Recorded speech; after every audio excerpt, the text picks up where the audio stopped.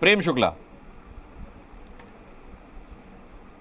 नहीं, अगर आदरणीय दीपक झा की आज्ञा हो और जी न्यूज पर उनका लगाया गया आपातकाल समाप्त हो गया हो तो मैं कुछ बात रखूं। हम पर किसी ने आपातकाल ना लगाया ना लगा पाएगा, आप अपनी बात रखें। अरे भाई, मेरे बीच में लगातार बोल रहे थे भाई मुस्कान जी, अब देखिए फिर बोल रहे हैं। दीपक जी अब सुन लीजिए, दीपक जी अब सुन लीजिए, देख लीजिए सुन लीजिए। अब अनर्गल प्रलाप कौन? मैंने खारिज कर दी उनकी बात, मैंने खारिज कर दी। अपनी फिक्र में कर लूंगा दीपक जी, आपने मेरे प्रति कंसर्न दिखाया, उसके लिए आपका शुक्रिया। प्रेम शुक्ला जी बोलिए।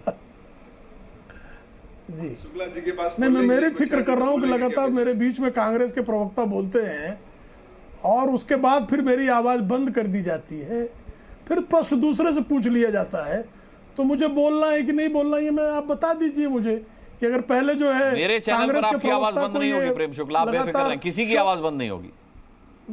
नहीं, अरे वो तो मतलब शोरगुल मचाने वालों की भी नहीं बंद करते आप, वही तो मैं आपकी इस जो है अराजक डिबेट की ही तो बात कर रहा हूँ। अच्छा चलिए, अब आप अपनी बात रखिए, आवाज नहीं बंद, बाकियों का भी नंबर आना है सर। देखिए आदरणीय केसी त्यागी जी ने आपातकाल किन परिस्थितियों में लगाए गए, उन परिस्थितियों का दुष्परिणाम क्या हुआ, भारतीय लोकतंत्र के इतिहास का वह काला अध्याय क्यों है, आज उस काले अध्याय की लोकसभा निंदा प्रस्ताव अगर पढ़ा जाता है लोकसभा में तो उसका कारण, औचित्य और प्रासंगिकता क्या है, यह सब आपको बताया।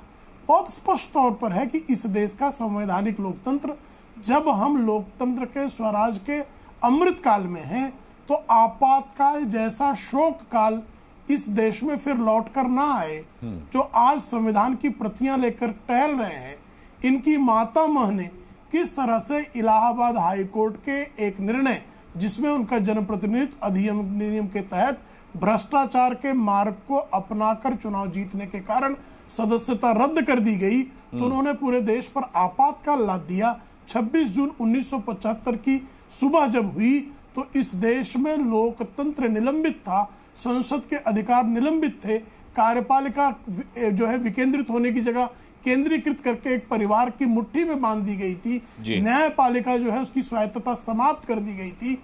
यह इस देश में फिर ना होने पाए, युवा पीढ़ी को इसका स्मरण रहे कि लाखों लोगों को जेल में बंद कर दिया गया, बहुत सारे लोगों की मृत्यु हो गई, परिजनों की मृत्यु हो गई, बहुत लोगों के साथ उत्पीड़न। मैं बहुत सारे ऐसे आपातकाल के लोगों को जानता हूं, मैं तो 5 वर्ष का था, लेकिन केसी त्यागी की पीढ़ी के बहुत सारे लोगों को एक पत्रकार होने के नाते उनसे भेंट हुई है, किस तरह से उनको उत्पीड़ित किया गया, किस तरह से लाखों लोगों की नसबंदी कर दी गई। इन सारे उत्पीड़नों का फिर युग इस देश में लौट कर ना आए, यह स्मरण कराना क्या हमारा दायित्व तो नहीं है? हम अंग्रेजों की बर्बरता पर बात क्यों करते हैं? हम जलियांवाला बाग की बात क्यों करते हैं? हम 1942 का जो है भारत छोड़ो आंदोलन 8 अगस्त जो है वो क्यों मनाते हैं? ये सब का कारण है कि उस तरह का अधिनायकवाद इस लोकतंत्र में लौट करना आए। और इस पर आज मुझे इस बात पर अत्यंत हर्ष है कि समाजवादी पार्टी ने, तृणमूल कांग्रेस पार्टी ने आज ही लोकसभा में विपक्ष के नेता का दायित्व राहुल गांधी ने स्वीकारा और आज ही आपातकाल जैसे मुद्दे पर विपक्ष ने जो है वो नीतिमत्ता का परिचय देते हुए समाजवादी पार्टी ने, राजद ने, कम्युनिस्टों ने, तृणमूल कांग्रेस ने अपने को कांग्रेस से अलग कर लिया। ठीक है जूही सिंह जी, क्या ये माना जाए कि इंडिया गठबंधन में फूट की शुरुआत हो चुकी, एक मतभेद नजर आया आपातकाल को लेकर के, आप लोग खड़े नहीं हुए और जब मौन रखने की बारी आई तब आप लोग खड़े हुए। राहुल गांधी भी मैंने देखा थोड़े हैरान थे अपनी सहयोगी पार्टियों का ये रवैया देख करके। अनुराग जी, आपातकाल दोबारा लागू ना हो, आपातकाल जैसी स्थितियां कभी लोकतंत्र में ना आए, ये जरूरी है, चाहे विपक्ष हो या सत्ता दल हो, इसका ध्यान रखें। इमरजेंसी जब लागू हुई, समाजवादी पार्टी, हमारे संस्थापक सदस्य, नेताजी सब ने झेला, सब लोग जेल गए। तो इसमें इंडिया गठबंधन जो मुद्दों पर बना है, वर्तमान के मुद्दों पर, भविष्य के मुद्दों पर बना है, उसमें कोई टूट नहीं थी। ये एक ऐसा मुद्दा था जिसमें मुझे लगता है कि हर व्यक्ति जो संसद में था इसमें समर्थन कर रहा था कि इमरजेंसी जैसे हालात, चाहे आज भी आप उसको कहें कि लिखित हो, अलिखित हो, लेकिन वैसे हालात भी नहीं होने होने चाहिए, अधिनायकवाद वास्तव में नहीं आना चाहिए, फर्जी मुकदमे किसी पर नहीं लिखाने चाहिए, फेसबुक पर लिखने पर बच्चों को जेल में नहीं डालना चाहिए, रोजगार देने चाहिए। जो आपके नीट के पेपर लीक हुए हैं, जो आपकी एनएटी एजेंसी है उसका जो नेतृत्व कर रहा है उस व्यक्ति की क्या क्वालिफिकेशंस है, ये आप सार्वजनिक कीजिए।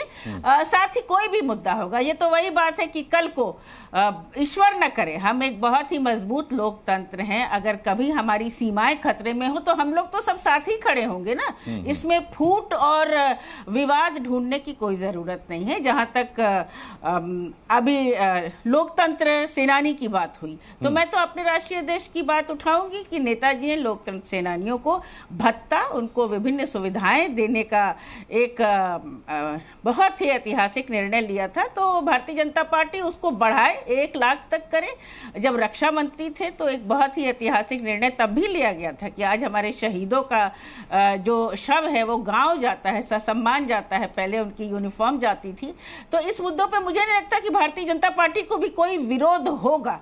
आज देश उस मुहाने पे खड़ा है कि लोकतंत्र में लोगों की आस्था है, लेकिन जहां तक संवैधानिक संस्थाओं की बात है वहां आप नियुक्ति कैसे कर रहे हैं इसको भी सार्वजनिक कीजिए। आज राहुल गांधी जी ने, अभी तक तो प्रश्न किया जाता था कि वो लीडर ऑफ अपोजिशन बनेंगे कि नहीं, उन्होंने ये पद स्वीकार किया है, उनको भी शुभकामनाएं।